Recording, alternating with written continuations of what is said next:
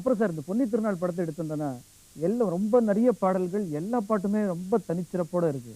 உதாரணமா இந்த பட்டு சிறகடித்தே பறக்கும் சிட்டுக்குருவிகள்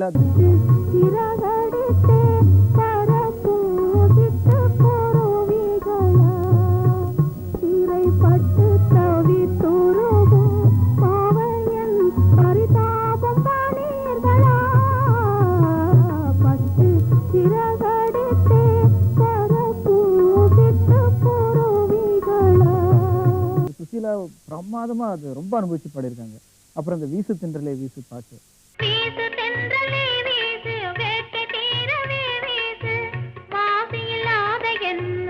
காதலன் வந்து செந்தமிழில் சிந்து பாடவே பாடு கோகிலம் பாடு பாசமாக நீ பாடு தேடும் காதலன் ஓடி வந்தனன் சிந்து பாடிடு நீ சேர்ந்து பாடுவான். இப்படி எத்தனையோ சொல்லலாம் அந்த படத்துல. அதுக்கு குறிப்பா ஏதாவது ஒரு பொன்னி திருநாள் படத்துக்குன்னு ஏதாவது தனிச்சிறப்போட ஏதோ இசையமைச்சிங்களா? அதுக்கு ஏதாவது காரணம் உண்டா? காரணம் ஒரே காரணம். தயாரிப்பாளர் வேலன் எங்கள் பேரில் நிறைய நம்பிக்கை உள்ளவர். பாடலை கொண்டு வந்து கொடுத்துட்டு ஒரு 9 மணிக்கு 9:30 மணிக்கு நாங்கள் அசம்பிள் ஆகும். பாடலை கொடுத்துட்டு ஒரு 11 மணிக்கு அவர் வருவார். அப்படி பார்த்துட்டே வருவார். பார்த்துட்டே வந்துட்டு நாங்கள் ரெடி ஆகிட்டோம்னு சொன்னால், சார் ரெடி ஆகிடுச்சு நீங்கள் கேளுங்க அப்படின்னு சொன்னால், ரெக்கார்டிங் எப்போ வச்சுக்கலாம் பாரு, கேட்குறத பற்றி அவருக்கு பிரச்சனை இல்லை, ரெக்கார்டிங் எப்போ வச்சுக்கலாம் அப்படின்னு. கேட்கலையா சார், ரெக்கார்டிங் எப்போ வச்சுக்கலாம் அதை சொல்லுங்க. இப்படியே அவருடைய அருணாச்சலம் பிக்சர்ஸினுடைய பாடல்கள் பூராத்துக்கும் அவர் வந்து ஒரு டியூன் கூட ஓகே பண்ணது கிடையாது நேரடியாக. அப்போ என்ன ஆகுன்னு கேட்டால், ஒரு முக்கிய பொறுப்பை முழு பொறுப்பை நம்மக்கிட்ட ஒப்படைக்கும் போது நமக்கு பயம், அது மேலே உள்ள பக்தி, சிரத்தை எல்லாம் அதிகமாக வரும். அது அருணாச்சலம் பிக்சர்ஸ் எல்லா பாடல்களையும் இங்கே பார்க்கலாம். அப்புறம் இந்த ஏர் முனைக்கு நேர் இங்கே எதுவுமே இல்லை என்றும் நம்ம வாழ்விலே பஞ்சமே இல்லை.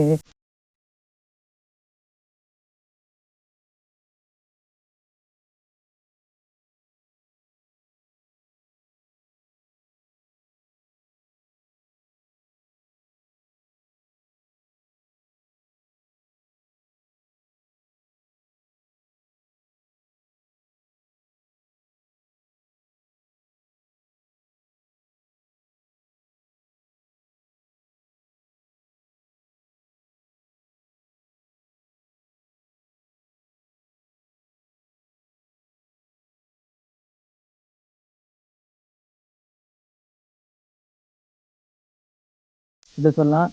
அப்புறம் இந்த மண்ணுக்கு மரம் பாருமா, அப்புறம் சீவி முடிச்சு சிங்காரிச்சு, அப்புறம் பொண்ணு வளையற பூமியடா, அந்த பாட்டெல்லாம் எவ்வளவு மனப்பாறு மாடு கட்டி, இந்த மாதிரி எத்தனையோ பாடல்கள் எல்லாமே நல்ல ராகங்கள்ல வேற அமைஞ்சிருக்கு.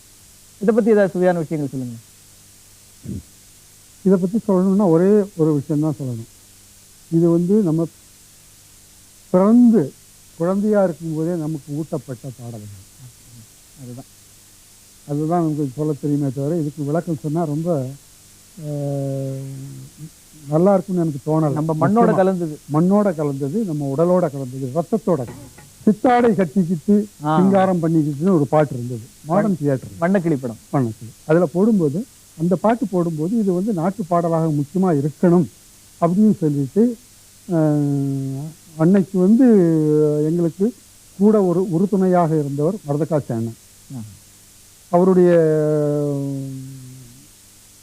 ஆலோசனையின் பேரில் ஈரோட்டில் இருந்து நையாண்டி மேளம்னு சொல்லி ஒரு பார்ட்டியை வரவழைச்சு மாடர்ன் தியேட்டர் அவங்க ஆஃபீஸ்லேயே சேலத்தில் அவங்கள 3 நாள் உட்கார வச்சு இதெல்லாம் பாட சொல்லி வாசிக்க சொல்லி இதெல்லாம் கேட்டு, அவங்க வாசிக்கிறதையும் எங்களுடைய கற்பனைகளையும் சேர்த்து, முக்கியமாக அவங்கள்ட்ட எடுக்கும்போது நாம் சொல்கிறத வாசிக்கக்கூடிய அளவுக்கு அவங்க இல்லை.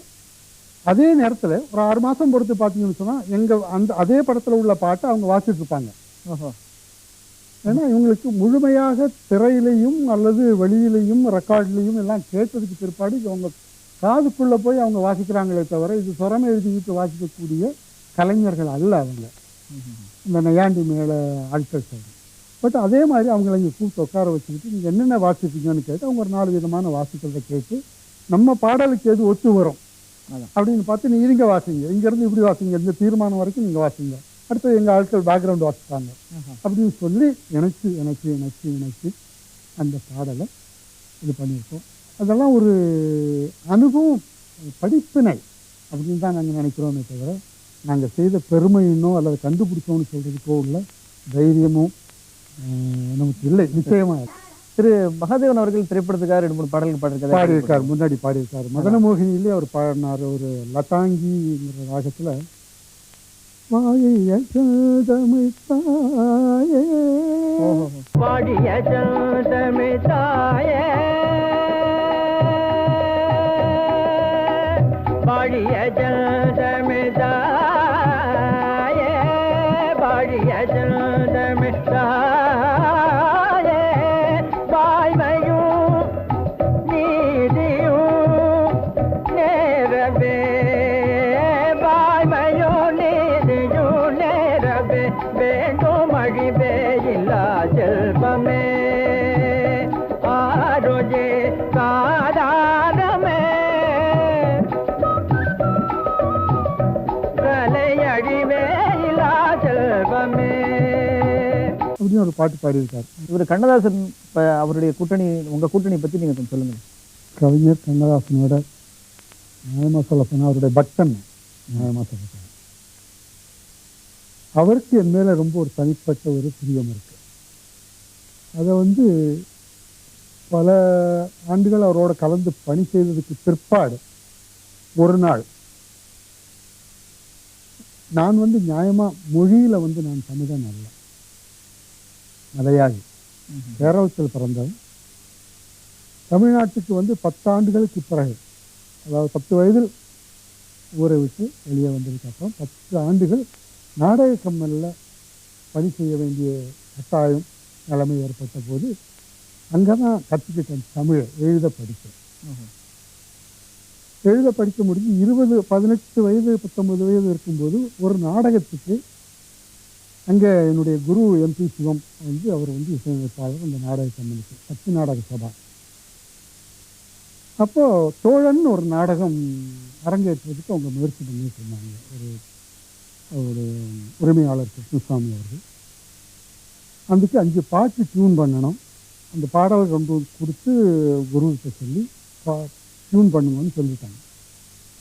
அந்த சந்தர்ப்பத்தில் அவருக்கு உடல் நலம் இல்லை, வயிற்று வலி ஜாஸ்திக்கு ஏதோ ஒன்று அவர்கிட்ட நம்ம சங்கீதம் கற்றுக்கிட்டு இருக்கேன், அப்போ தான் ஏதோ வரணுங்கிறனா ஏதோ பாடம் பண்ணிட்டு இருக்கேன்னு நினைக்கிறேன். அப்போ நீ சும்மா இருக்குது, அது கொஞ்சம் ஏதாவது டியூன் பண்ணி வைடா, நான் அப்புறம் சரியாக பார்த்துக்கிறேன் அப்படின்னு அவர் குரு என்னை உதவியாளனாக கேட்கக்கூடிய அளவுக்கு ஒரு நிலைமை வந்துருச்சு. நான் பயந்து போய் ஏதோ அவருக்கு நம்ம செய்ய வேண்டிய கடமை அப்படின்னு நினச்சிக்கிட்டு ஏதோ பண்ண அந்த 5 பாட்டுக்கும் சுரம் எழுதி வச்சேன். அதில் தப்பாகவே எழுதியிருந்தேன், நியாயமாக சொல்லப்போனேன். அப்போது எனக்கு அவ்வளவு வளர்ச்சி பெறாதவன், அனுபவம் இல்லாதவன், சின்ன பையன். அவர் பண்ணதை அந்த 5 பாட்டும் அப்படியே ஓகே ஆகி அந்த நாடகத்துக்கு அது பலனளிச்சு. அதன் பிற்பாடு இசையில் எனக்கு இசையமைப்பாளராக மாறணும் அப்படிங்கிற எண்ணம் அங்கே தான் எனக்கு வந்தது. அதன் பிறகு சென்னைக்கு இந்த முயற்சிகள்லாம் ஈடுபடும்போது இசையமைப்பாளனாக முதல் முதல் தொழில் செய்யும்போது என்ன பேர் வேணும்னு கேட்டாங்க. அன்னைக்கு தான் இந்த புகழேந்திங்கிற பேரையே எடுத்துக்கிட்டேன். இயற்பெயர் என்ன உங்களுக்கு? என்னுடைய இயற்பெயர் எல்லாரும் கூப்பிட்டது அப்புன்னு கூப்பிடுவாங்க. மலையாளிகளுக்கு சாதாரணமான ஒரு பாபுங்கிற மாதிரி அப்பு ஒரு பேர், அது அப்பு. தாய் தகப்பனார் வைத்த பேர்கள் வேலப்பன். இப்படி தமிழ் பேரில் கொண்ட ஆசை, அதுதான் அது சொல்லலாம். அதனால் புகழேந்தின்னு அப்போ தமிழ் பேரில் உள்ள பேரை வச்சுக்கிட்டேன். அடுத்தது இந்த தில்லானா மோகனாவல் பற்றி நம்ம பேசலை தான் அது ஒரு பெரிய குறையாக இருக்கும். ஒரு மிக அற்புதமான ஒரு இசையமைப்பு அந்த தில்லானா மோகனாவல் படத்துக்கு. அந்த நாதஸ்வர கலைஞர்கள் அழைத்து அவ்வளோ அற்புதமாக இசையமைத்தீர்கள். அதை பற்றி சுவையான விஷயங்களை சொல்லுங்கள். இல்லை, இப்போ நான் நையாண்டி மேளத்துக்கு சொன்னேன் பாருங்க, அந்த மாதிரி மதுரையிலேருந்து அந்த சகோதரர்கள் 2 பேரையும் கூட்டிகிட்டு இங்கே வச்சுக்கிட்டு இதையும் அந்த நகுமோமு பாட்டு அவர் வாசிக்கிறதையும் கடைசியில் வந்த சிட்டாஸ்வரங்கள் நாங்கள் அமைச்சு கொடுத்தது. இப்படி தான் ஒருத்தருக்கு ஒருத்தர் தொழிலில் வந்து யாருக்கு என்ன பாட வரும் அது தெரிஞ்சு இசையமைக்கிறது இசையமைப்பாளருடைய கடமை. அப்போ தான் உங்களுக்கு அந்த தொழில் பரிணமிக்கும். நீ யார் நான் யார், நீ நான் சொல்கிறத நீ பாட முடியுமா அப்படின்னு கேட்க ஆரம்பித்தால் தொழில் வந்து அங்கே என்ன சொல்கிறது போட்டியாக வருமே தவிர தொழில் தொழிலாக இருக்கும். ஆரோக்கியமான ஆரோக்கியமானது அது அல்ல அப்படின்னு எங்களுடைய யார் பாடுறாங்க, எந்த இது நிகழ்ச்சிக்கு பாடுறாங்க, எந்த கேரக்டர் என்ன ஆர்டிஸ்ட் யார் பாடுறாங்க, எம்ஜிஆர் பாடுறாரா சிவாஜி பாடுறாரா இதெல்லாம் தெரிஞ்சுக்கிட்டு தான் நாங்கள் இசையமைக்கும் போது அது ஒரு பாகுபாடு. இந்த தேவர், எம்ஜி ராமச்சந்திரன், எம்ஜிஆர் உங்களுடைய கூட்டணியில் ஏராளமான திரைப்படங்கள், எண்ணற்ற பாடல்கள் வந்திருக்கிறது. அதிகமாக எம்ஜிஆருடைய திரைப்படங்களுக்கு இசையமைத்தவர் திரு மகாதேவன் அவர்கள். 23 படங்கள் நாங்கள் பண்ணியிருக்கோம். தேவர் அவர்களுக்கும் சங்கீதத்தை பற்றி எதுவும் தெரியாது.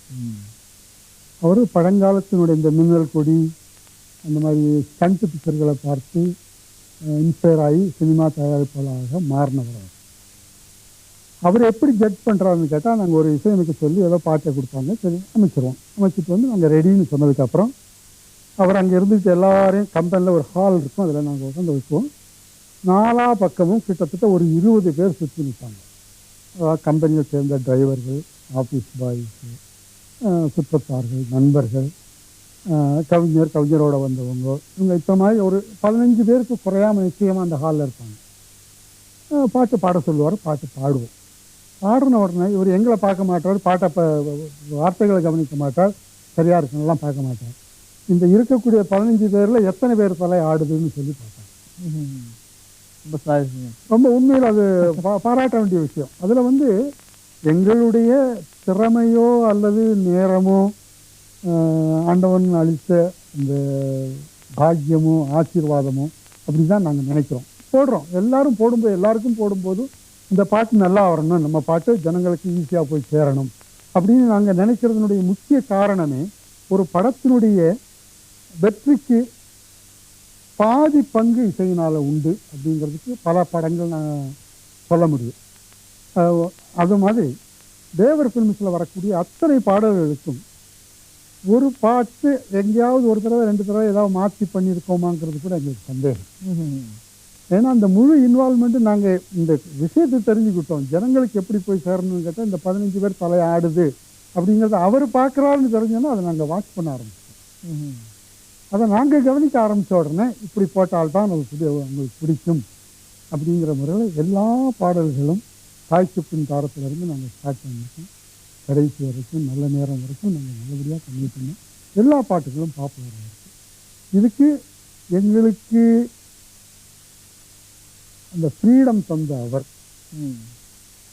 முழு சுதந்திரம் வேலன் சாரை போலவே. இந்த பாட்டு நல்லா இல்லைன்னு அவர் வாயால் சொன்னதில்லை.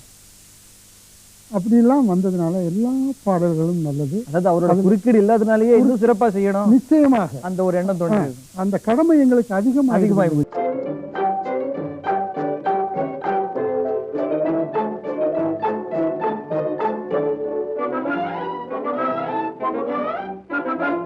பொறுப்பு அதிகமாகிருக்கு. அதுதான் முக்கியம்.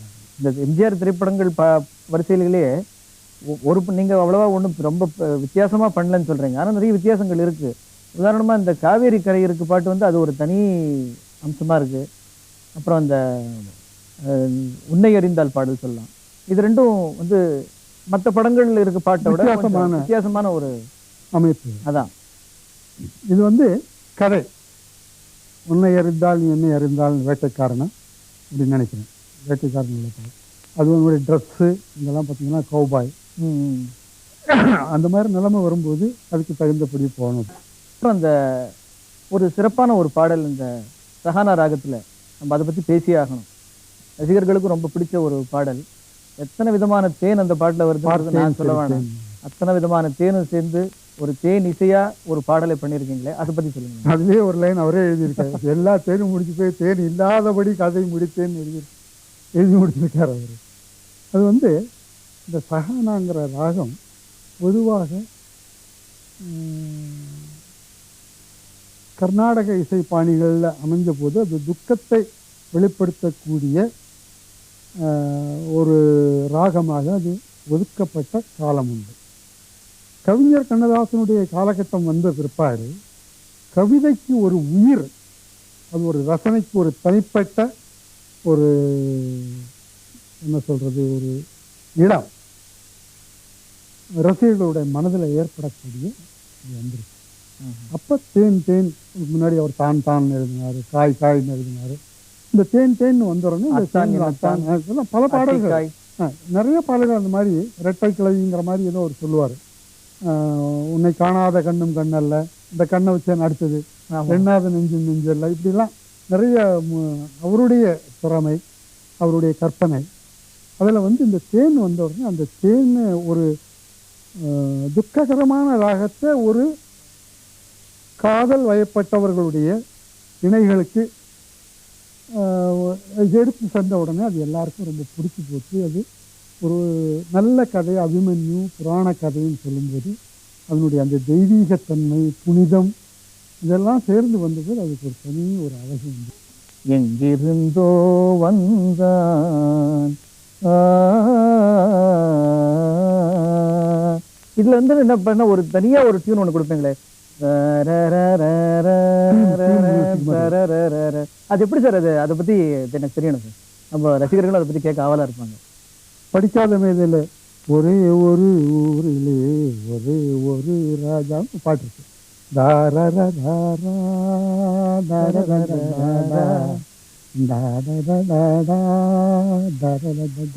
ஒரு மியூசிக் இருக்கு, அதையே இங்க வச்சிருக்கோம்.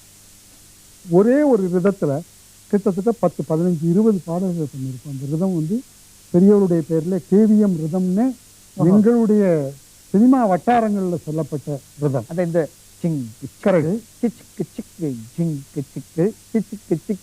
ஒரே ஒரு ஊரிலே ஒரே ஒரு ராஜா, மண்ணுக்கு மரம்பாரமா சொல்லுங்க, அதுவும் மண்ணுக்கு மரம்பாரமா மரத்துக்கு இலைபாரம், அது மாதிரி வரும். பல பாடல்கள், சின்ன சின்ன ஊரணியம், அந்த மாதிரி ஒரு 20 பாடல்கள் இது மாதிரி. அது உங்களுடைய தனிச்சிறப்பு, தனி முத்திரை வாய்ந்த நிச்சயமா. அது ஏன்னு கேட்டா நடை, இந்த கிருஷ்ண நடையை உற்பத்தி பண்ணும் போது அந்த அந்த ரிதமும் வந்து எங்க பார்ட்டில ஒரு பையன் ராமலிங்கம்னு ஒருத்தர் கபலிஸ்டா இருந்தார். அவர் வந்து மற்ற எங்க இசைக்கலைஞர்களுக்கே தெரியுமோ தெரியாத இருந்தாலும் நான் சொல்ல கடமைப்பட்டேன். மற்ற எல்லாரும் 2 கை வச்சுக்கிட்டு தபலாவும் டக்காவும் வச்சு வாசிக்கிறாங்க இல்லையா, இந்த ஒரே கையில இந்த கட்டை விரல்ல ரிங்கு போட்டுக்கிட்டு டக்காவில் இதுலேயே வாசிப்பேன் தம்பி.